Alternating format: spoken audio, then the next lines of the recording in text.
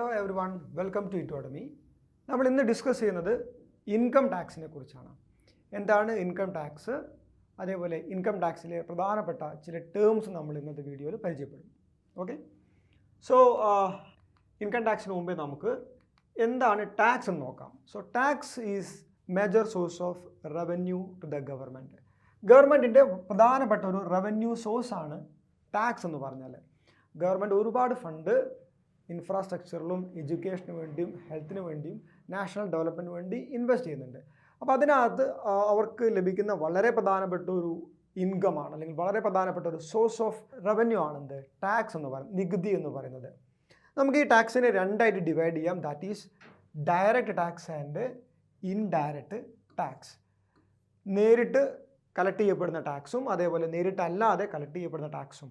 Direct tax എന്ന് പറഞ്ഞാൽ നികുതി അടയ്ക്കാൻ ആരാണോ ബാധ്യതപ്പെട്ടത് അവർ തന്നെ നേരിട്ട് ഗവൺമെൻറ്റിലേക്ക് ആ ടാക്സ് അടയ്ക്കണം. That is direct tax. Indirect ടാക്സിൻ്റെ കേസിൽ ഇവിടെ ബാധ്യതയുള്ള ആളായിരിക്കില്ല നികുതി ഗവൺമെൻറ്റിലേക്ക് അടയ്ക്കുന്നത്.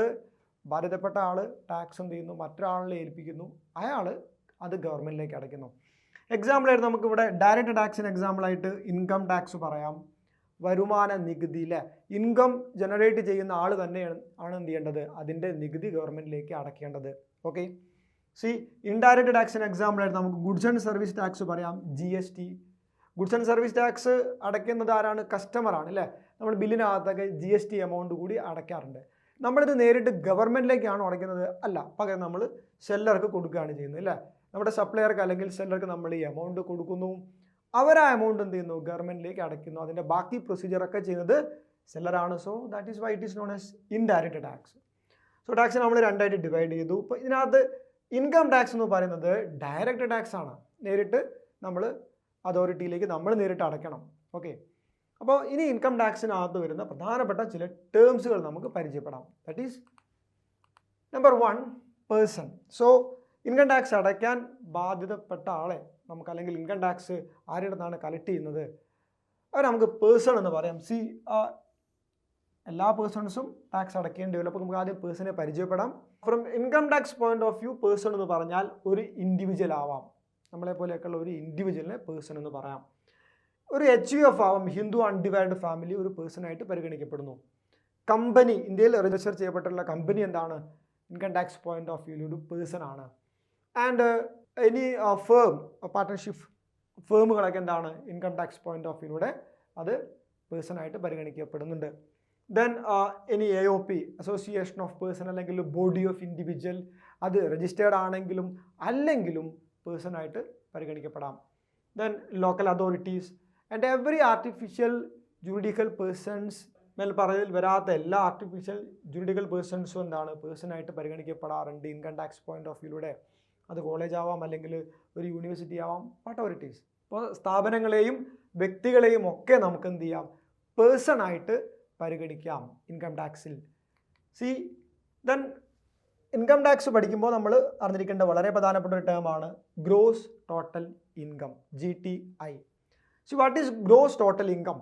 നമ്മൾ ടാക്സ് റിട്ടേൺ ഫയൽ ചെയ്യുന്ന സമയത്ത്, അല്ലെങ്കിൽ ഇൻകം ടാക്സ് കാൽക്കുലേറ്റ് ചെയ്യുന്ന സമയത്ത് ആദ്യം ഡിറൈവ് ചെയ്യേണ്ട കാര്യമാണ് ഗ്രോസ് ടോട്ടൽ ഇൻകം.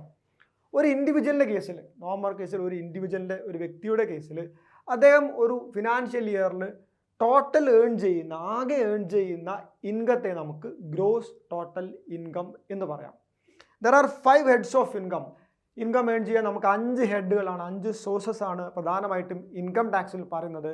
ഒന്ന് salary, and second one income from house property, that is rent. Then profit and gains of business or profession, നമ്മൾ ബിസിനസ്സിലൂടെ ഉണ്ടാക്കുന്ന വരുമാനം, അതേപോലെ പ്രൊഫഷനിലൂടെ നമുക്ക് ലഭിക്കുന്ന വരുമാനം. Then capital gains. Capital gains means നമ്മളൊരു ക്യാപിറ്റൽ അസറ്റ് സെല്ല് ചെയ്യുന്ന സമയത്ത് നമുക്ക് ലഭിക്കുന്ന ഗെയിന്, ലാഭത്തെ നമുക്ക് ക്യാപിറ്റൽ ഗെയിൻ എന്ന് പറയാം. And income from other source, ഇവയൊന്നുമല്ലാതെ നമുക്ക് ലഭിക്കുന്ന വരുമാനങ്ങൾ. എക്സാമ്പിളായിട്ട് പറയുകയാണെങ്കിൽ നമുക്ക് ലോട്ടറി അടിക്കുന്നു, ഓക്കെ, അല്ലെങ്കിൽ നമുക്കൊരു സമ്മാനം കിട്ടുന്നു, ഗിഫ്റ്റ് കിട്ടുന്നു. അപ്പോൾ ഇതൊക്കെ നമുക്ക് അതർ സോഴ്സിനകത്തേക്ക് കൊണ്ടുപോകാം. മേൽ പറഞ്ഞ 4 ഹെഡിലും വരാത്ത ഇൻകങ്ങളെ. ഈ 5 സോഴ്സിൽ നിന്നും നമുക്ക് ലഭിക്കുന്ന ടോട്ടൽ ഇൻകത്തെ നമുക്ക് GTI എന്ന് പറയാം, gross total income. Okay, person, gross total income നമ്മൾ മനസ്സിലാക്കി. ആൻഡ് ടോട്ടൽ ഇൻകം, നമ്മൾ ഗ്രോസ് ടോട്ടൽ ഇൻകത്തിൻ്റെ മുകളിലല്ല ഇൻകം ടാക്സ് അടയ്ക്കാറുള്ളത്, ടോട്ടൽ ഇൻകത്തിന് മുകളിലാണ്. ഒരു ഇൻഡിവിജ്വൽ ഉണ്ടാക്കിയിട്ടുള്ള ഗ്രോസ് ടോട്ടൽ ഇൻകത്തിനകത്തു നിന്നും ഇൻകം ടാക്സിനകത്തുള്ള സെക്ഷൻ 80 പ്രകാരമുള്ള ഡിഡക്ഷൻസ് നമുക്ക് മൈനസ് ചെയ്യാം. സെക്ഷൻ 80 പ്രകാരം നമുക്ക് ഒരുപാട് ഡിഡക്ഷൻസ് ഉണ്ട്. നമ്മുടെ ചില ഇൻവെസ്റ്റ്മെൻറ്റുകളും നമ്മുടെ ചില എക്സ്പെൻസുകളൊക്കെയാണ്. അപ്പോൾ അതെന്താണ് നമ്മൾ ഡീറ്റെയിൽ ആയിട്ട് വരുന്ന ക്ലാസ്സുകളിൽ പഠിക്കുന്നതാണ്. അപ്പോൾ ഡിഡക്ഷൻസ് എല്ലാം കുറച്ച് കഴിഞ്ഞാൽ G T I minus section 80C 80C to 80U വരെയാണ് സെക്ഷൻസ് വരുന്നത്. സെക്ഷൻ 80യിലുള്ള ആ ഡിഡക്ഷൻസ് കുറച്ചാൽ നമുക്ക് ലഭിക്കുന്ന എമൗണ്ട് ആണെന്ത്, ടോട്ടൽ ഇൻകം TI എന്ന് പറയുന്നത്. ഓക്കെ, GTI നമ്മൾ മനസ്സിലാക്കി, ടോട്ടൽ ഇൻകം മനസ്സിലാക്കി. Then assessee. Assessee is a person who is liable to pay income tax or any other sum of money under the Income Tax Act. നമ്മൾ income tax act പ്രകാരം നമ്മൾ ഗവൺമെൻറ്റിലേക്ക് എന്തെങ്കിലും തുക അടയ്ക്കാനുണ്ടെങ്കിൽ, മീൻസ് ഇൻകം ടാക്സ് അടയ്ക്കാനുണ്ടെങ്കിൽ we become assessee. And നമ്മൾ എന്തെങ്കിലും പെനാൽറ്റി, ഇൻകം ടാക്സ് ആക്ട് പ്രകാരമുള്ള എന്തെങ്കിലും ചെയ്യേണ്ട കാര്യങ്ങൾ നമ്മൾ ചെയ്തിട്ടില്ല എങ്കിൽ നമ്മൾ പെനാൽറ്റി അടയ്ക്കേണ്ടി വരും. ആ പെനാൽറ്റി അടയ്ക്കേണ്ടി വന്നാലും വി ബിക്കം assessee. ഇതിൽ നമ്മൾ എന്തെങ്കിലും വീഴ്ച വരുത്തി കഴിഞ്ഞാൽ, അടയ്ക്കാനുള്ള ടാക്സ് അടയ്ക്കാതിരിക്കുകയോ പെനാൽറ്റി അടയ്ക്കാതിരിക്കുകയോ ചെയ്താൽ നമ്മൾ assessee ഇൻ ഡിഫോൾട്ട് ആയിട്ട് മാറും. സോ ദാറ്റ് ഈസ് assessee എന്ന് പറയുന്നത്. ആൻഡ് ഇൻകം ടാക്സ് റിട്ടേൺ, നമ്മൾ നേരത്തെ പറഞ്ഞു ഗ്രോസ് ടോട്ടൽ ഇൻകം നമ്മൾ ആദ്യം കാൽക്കുലേറ്റ് ചെയ്യും. ഒരു ഫിനാൻഷ്യൽ ഇയറിൽ നമ്മൾ ഏൺ ചെയ്തിട്ടുള്ള 5 സോഴ്സസിലൂടെയും നമ്മൾ ഏൺ ചെയ്തിട്ടുള്ള ഇൻകം നമ്മൾ കൂട്ടി ഗ്രോസ് ടോട്ടൽ ഇൻകം കാൽക്കുലേറ്റ് ചെയ്യും. അതിനകത്ത് നമ്മൾ 80C മുതൽ 80U പ്രകാരം ഇൻകം ടാക്സ് ആക്ടിൽ പറഞ്ഞിരിക്കുന്ന ഡിഡക്ഷൻസ് എല്ലാം മൈനസ് ചെയ്യും. We go total income. ഈ ടോട്ടൽ ഇൻകത്തിൻ്റെ കാര്യങ്ങളൊക്കെ നമ്മൾ ഈ ഗവൺമെൻറ്റിലേക്ക് അല്ലെങ്കിൽ അതോറിറ്റിയിലേക്ക് നമ്മൾ പ്രസൻറ്റ് ചെയ്യുന്നത് ഇൻകം ടാക്സ് റിട്ടേൺസിലൂടെയാണ്. So what is income tax return?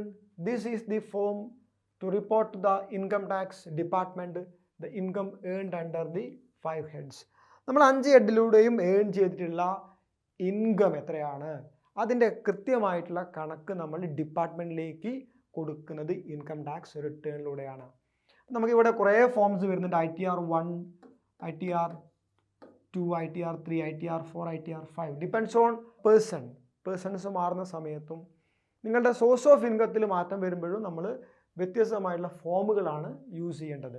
Okay, then assessment. This is the process of examining the return filed by the assessee, by the income tax department. ഇപ്പോൾ നമ്മളൊരു individual income tax return file ചെയ്തു, അല്ലെങ്കിൽ ഒരു person income tax return file ചെയ്തു, ആ റിട്ടേണിനെ കൃത്യമായിട്ട് examine ചെയ്യുന്ന പ്രോസസ്സിനെയാണ് നമ്മൾ അസസ്മെൻ്റ് എന്ന് പറയുന്നത്. Okay, this done by the income tax department. And assessment year, this is very very important. Assessment year, this is the period of 12 months. we're starting from 1st April every year and ending on March 31st. Succeeds the respective financial year. നമ്മുടെ ഒരു normal financial ഇയറിൻ്റെ അതേ period തന്നെയാണ് assessment ഇയറിലും വരുന്നത്. 1st April to 31st March. നമുക്കിവിടെ present assessment year പറയുകയാണെങ്കിൽ 2022 1st April തൊട്ട് 2023 31st March വരെയുള്ള period ആണെന്ന് പറയാം. This is the year in which assessment is done. Income tax department ഒരു പേഴ്സൻ്റെ അല്ലെങ്കിൽ ഒരു ഇൻഡിവിജ്വലിൻ്റെ റിട്ടേൺ അസസ് ചെയ്യുന്ന സമയമാണ് ഈ അസസ്മെൻറ്റ് ഇയർ എന്ന് പറയുന്നത്. ഇനി പ്രത്യേകം ശ്രദ്ധിക്കണം, ഇവിടെ നമ്മൾ അസസ്മെൻറ്റ് ഇയർ പഠിക്കുമ്പോൾ അതിൻ്റെ കൂടെ തന്നെ നമ്മൾ എന്ത് ചെയ്യണം, പ്രീവിയസ് ഇയറും കൂടെ മനസ്സിലാക്കി വെക്കണം. Previous year is the financial year immediately preceding the assessment year. നമ്മുടെ അസസ്മെൻറ്റ് ഇയറിൻ്റെ തൊട്ട് പുറകിലുള്ള ഫിനാൻഷ്യൽ ഇയറിനെയാണ് പ്രീവിയസ് ഇയർ എന്ന് പറയാം. വേറൊരു രീതി പറഞ്ഞാൽ, നമ്മൾ പ്രീവിയസ് ഇയറിൽ ഏൺ ചെയ്യുന്ന ഇൻകമാണ് അസസ്മെൻറ്റ് ഇയറിൽ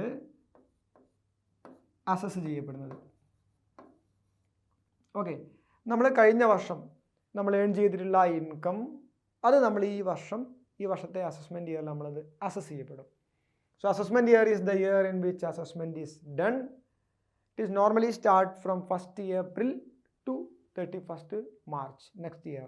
അതിന് തൊട്ട് പുറകിലുള്ള വർഷത്തെ നമുക്ക് ആ ഇൻകം ഏൺ ചെയ്യുന്ന വർഷത്തെ നമുക്ക് പ്രീവിയസ് ഇയർ എന്ന് പറയാം.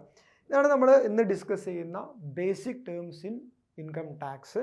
ഇൻകം ടാക്സിൽ കൂടുതൽ ടേംസുകളും കൂടുതൽ പ്രോബ്ലമുമായിട്ട് നമുക്ക് വീണ്ടും വരാം.